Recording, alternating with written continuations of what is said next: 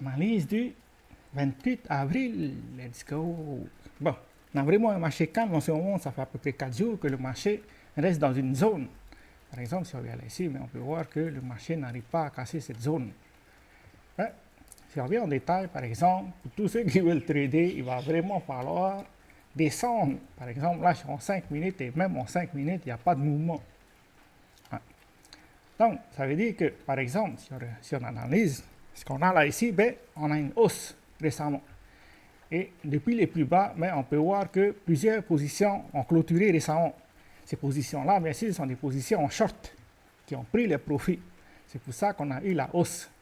Donc, ce ne sont pas des acheteurs qui se sont positionnés en long, mais ceux qui étaient en short qui ont pris les positions, qui ont clôturé les positions. C'est pour ça que la tendance qu'on a actuellement, ce n'est pas vraiment une tendance haussière tant que les longs n'interviennent pas sur le marché. Pour l'instant, ce n'est toujours pas le cas. Alors, voilà ici comment le marché évolue.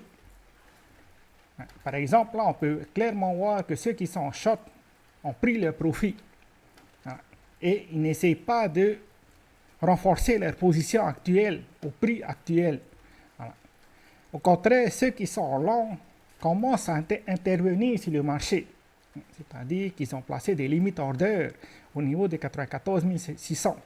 Donc, si jamais on touche cette zone, ça veut dire que ça pourrait réagir en tant que support. Donc, c'est une zone à surveiller. Voilà. Donc, ça veut dire que pour l'instant, le marché est assez indécis. D'ailleurs, on va peut-être descendre plus bas en une heure.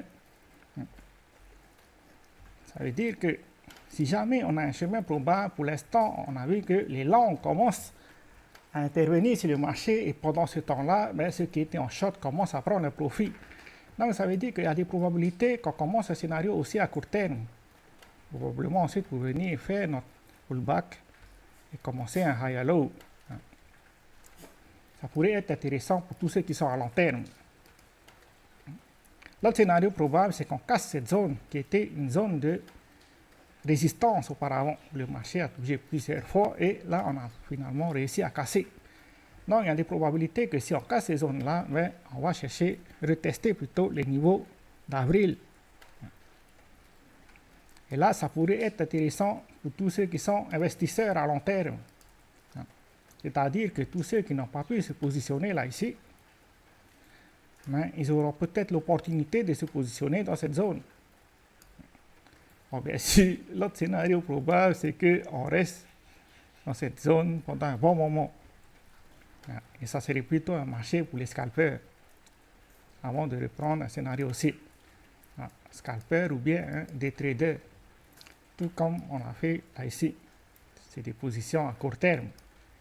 En général, dans un moment comme ça, c'est des scalpers, des positions pour les scalpers. Voilà. C'est tout ce qu'on a pour aujourd'hui. Ciao, ciao.